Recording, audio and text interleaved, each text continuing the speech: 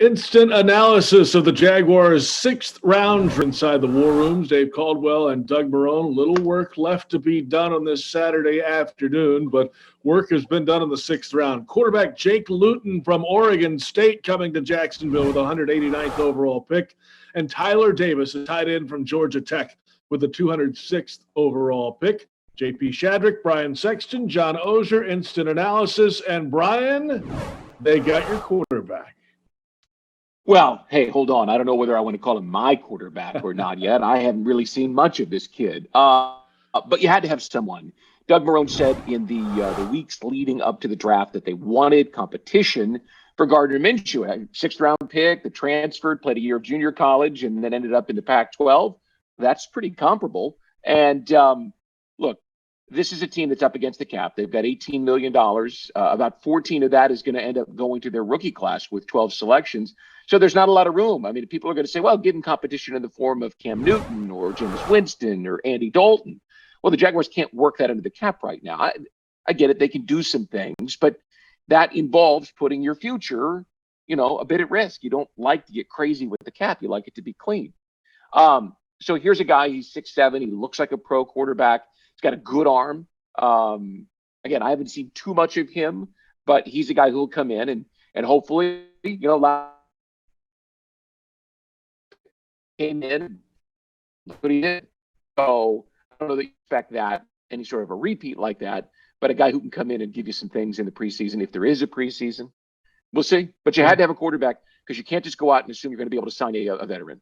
That's true. The cap room is fairly tight right now, John, but this is a guy that's had quite a career to get there. Started at Idaho, went to junior college, had an injury situation, played for Oregon State, and now coming to Jacksonville, and this is something as rule out. If there's a veteran out there somewhere in the next couple of weeks, I still wouldn't rule that out for this reason.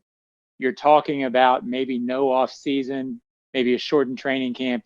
You might still want a veteran who can come in and not, be a rookie with no experience. I don't know that you would want certainly Luton as your backup right now.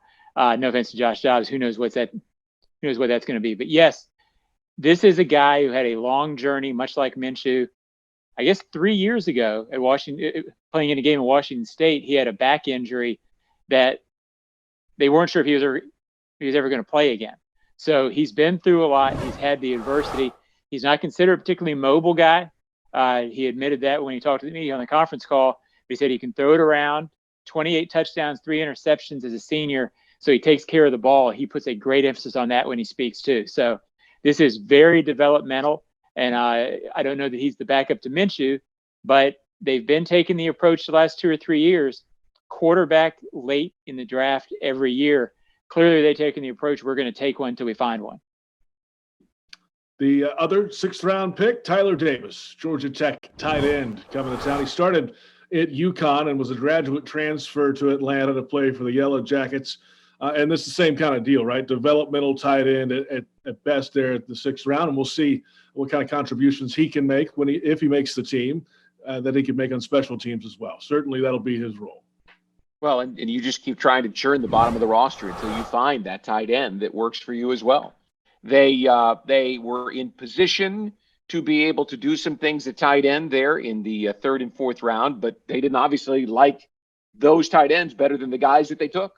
So they haven't been able to grab that marquee tight end. If Josh Oliver, the third-round pick from a year ago, is, as Dave Caldwell said, a guy that they're excited about and stays on the field this year, and if Tyler Eifert can repeat last year where he stayed healthy for all 16 games, which, as you know, had not been the case in his years in Cincinnati, well, then you might be fine at that position. Ashland Sullivan joins us now, fresh off of a conversation with Jake Luton, the new quarterback from Oregon State. And how was that visit with Luton? It's been a long journey to get here. Yeah, and I think that's what stood out about him, because he talked about how he can use that to his advantage. It was almost like deja vu last year with Gardner Minshew, talking about all the steps he took on his college career and how that can help in the NFL. Jake basically said the same thing as, I've had to learn all these offenses, so coming into the NFL, that's definitely an advantage for him. He wants to come in here and compete. Followed Minshew Mania very closely because he played obviously in the same part of town in college football and knows all about the stash. Said he's growing his own mustache out. Didn't say he could compete with Gardner Minshew, but said he'd be a close second in the quarterback room. Wow, that's a lot of mustaches there in one room. We'll Yes. see how that goes. If there's an off-season program and a training camp and all that, that'll be something. Luton lunacy. Oehser's already creating I'm a in. name for I'm it. all in on Luton lunacy, especially after today. This has been Yeah, make it a poll. hashtag. Let's go. Well, You know, it's it's just- kind of crazy that here we are with one pick left and they haven't traded any of them. that's right. Yeah. We talked I about mean, that last night in the podcast, right? That, hey, who knows? They wouldn't have all 8 of these guys. Maybe they'll trade up for a pick next year, but they haven't done anything. There's one left. They're going to have all 12 if they don't trade. We It don't will even be know what interesting day it to is hear anymore. From Dave at some point when he talks to the media, did they just feel comfortable sitting tight and letting the draft come to them? They like all the players that they weren't positioned to get, or did they just not have a trade that they liked? Interesting stuff. Well, Dave spoke to that last night, guys, on the conference call, on the video conference, rather, at the end of the night. He talked about how for the first 4 picks, they had sort of had to hold their breath a little bit and let it come to them, which is tough to do as a GM. When you've got all those picks, you want to get a little antsy and you want to get the guy that you like.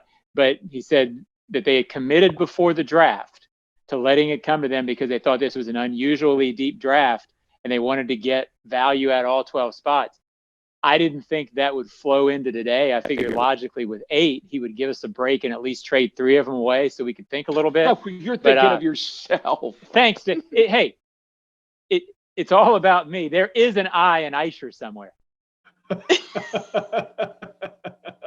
You've been quarantined too long, John. Yes. It's all Take about over. me. Yeah, it is. We know. That beard says As it all. Pete Prisco says, what's good for me is good for me. True. And 8 that'll- picks are not good for us, but Well, they're good for the no, it's bad. Jaguars. One more to go, we think, in the 7th round.